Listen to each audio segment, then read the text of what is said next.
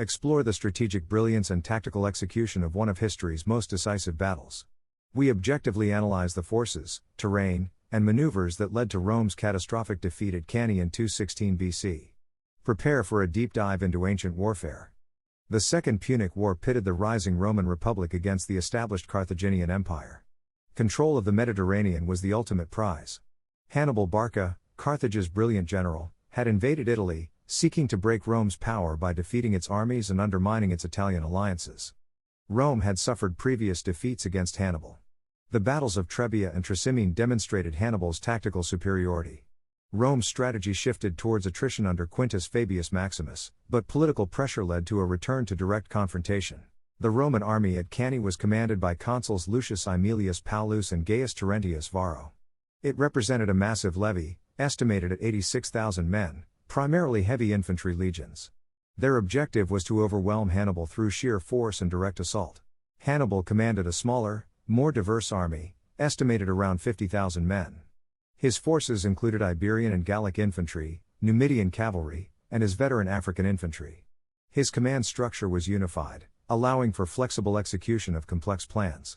The battle took place near the ancient village of Cannae in Apulia, southeastern Italy.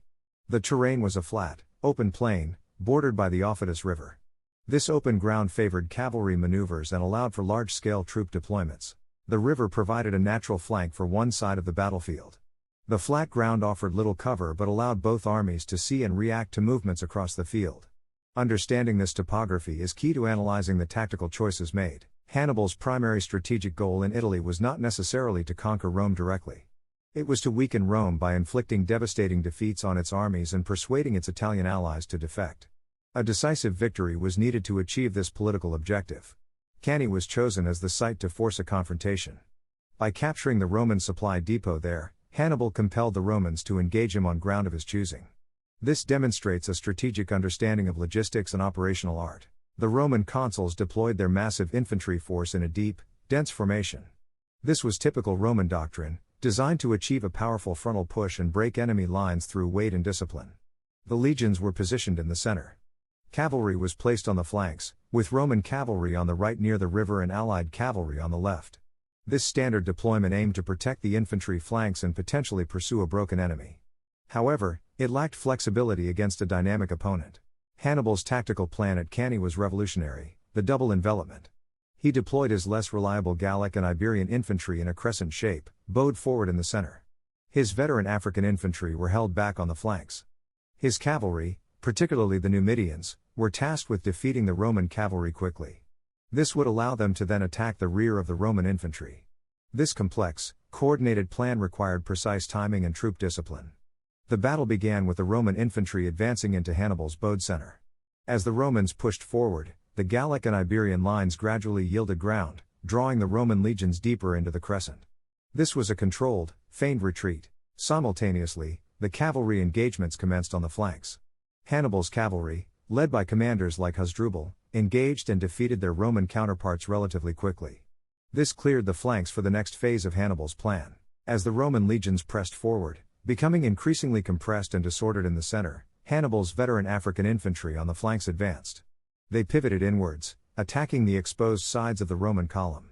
With the Roman cavalry routed, Hannibal's cavalry, particularly the Numidians, swung around behind the Roman army.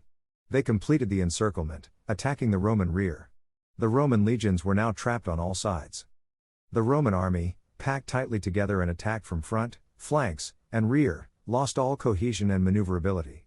The deep formation that was meant to provide pushing power became a death trap. Soldiers had little room to fight effectively. Hannibal's diverse forces, operating in concert, systematically destroyed the trapped Roman legions. The cavalry prevented escape, while the infantry inflicted horrific casualties. The battle devolved into a massacre within the encirclement. The Battle of Cannae resulted in a catastrophic defeat for Rome. Estimates of Roman casualties vary, but modern analysis suggests around 50,000 to 70,000 Roman soldiers were killed or captured. This represented a significant portion of Rome's military manpower. Hannibal's losses were comparatively light, estimated in the low thousands. The scale of the Roman defeat was unprecedented and sent shockwaves throughout the Mediterranean world. It is considered one of the most costly single-day battles in history. Several factors contributed to Hannibal's decisive victory. His superior tactical planning and execution were paramount. The innovative use of the feigned retreat and double envelopment exploited the weaknesses of the Roman linear formation. The discipline and diversity of Hannibal's troops allowed him to perform complex maneuvers. His effective use of cavalry to achieve flank and rear attacks was crucial. Finally, the Roman consuls' adherence to conventional tactics and failure to adapt played a significant role in their downfall. Despite the devastating loss at Cannae, Rome refused to surrender. They implemented drastic measures, including levying new armies and returning to Fabian tactics of avoiding direct confrontation. This strategic resilience ultimately allowed Rome to survive and eventually win the war. Cannae highlighted the need for tactical flexibility and strategic depth. While a tactical masterpiece for Hannibal, it did not achieve his ultimate strategic goal of breaking the Roman alliance system. Rome's political structure and manpower reserves proved more resilient than anticipated. The Battle of Cannae remains a subject of intense study in military academies worldwide. Hannibal's double envelopment is considered a classic example of tactical genius and is often referred to as the Cannae model. Its principles are still relevant in modern military thought. For strategy gamers, Cannae offers a rich scenario for exploring tactical choices and historical outcomes.